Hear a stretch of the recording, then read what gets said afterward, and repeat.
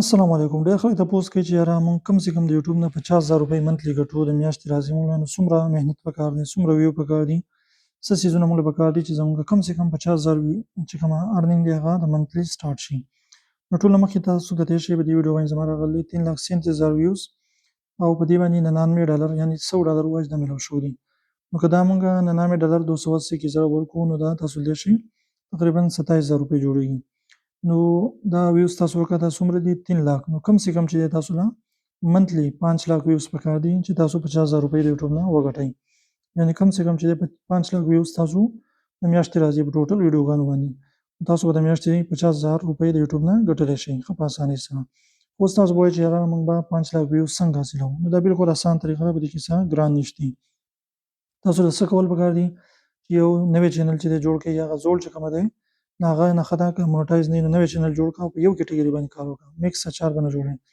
یو کټګري باندې کار وکړه او لاګ ان سټارټ کړه یا ټیک ویو چینل سټارټ کړه یا بل څه چې تاسو ته درځي څه خلکو ته خوښ شي په هغې باندې چینل سټارټ کړه، خو لیکن په یو کټګري په یو څیز به کار کوې نو په هغې باندې تا فل محنت سره ویډیو جوړوه، په هفته کې جوړه کړه، په میاشت کې ویډیو جوړه کړه، په 3 ورځې بعد یې ویډیو جوړه کړه، 15 ورځې بعد جوړه کړه، لیکن چې ویډیو مزدار وي.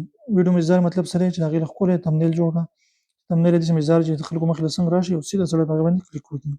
نو چې کله ستا په ویډیو باندې خلک کلیک وکړي نو دننه بیا څه کوي ویډیو بیا ګوري، نو بیا څه دی ستا په ویډیو باندې محنت دی چې ویډیو داسې ښکلې جوړه کړه چې خلک یې هغه څه وکړي د اخره پورې وګوري، کم سے کم نیم یې وګوري.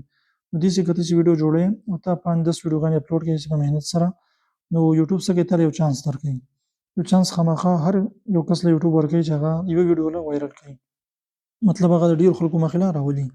چې کله ستا یو ویډیو هم د ډېرو خلکو مخې ته راغله هغه خلکو چې دی هغه تمنیل یې مزدار خلک به یې کلیک کړي چې ویډیو ښکلي او خلک به یې وګوري، هغه به څه شي وایرل شي. چې کله وایرل شوه نو بیا به نورې ویډیوګانې ستا چې زړې کومې دي هغه اوس هم ورو ورو وایرل کېږي. نو داسې ته په اسانۍ سره 5 लाख ویوز پر منت حاصلولی شئ، دا څه ګرانه خبره نه ده او داسې 50,000 روپۍ پر منت د یوټیوب نه ګټلی شئ. لیکن شرط ولې دا دی چې په یو کټګري به کار کوې او محنت به وي ډېر کوې. انشاءالله په دې باندې تاسو که کار وکړو نو هره میاشت 50,000 څه کوي چې 2 لکه 3 لکه هم تاسو ګټلی شئ.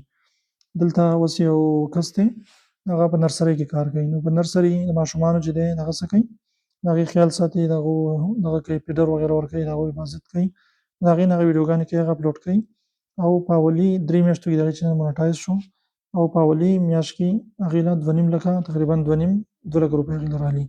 اوس ورته پر منت چې دی 50,000 1 لک روپۍ راځي.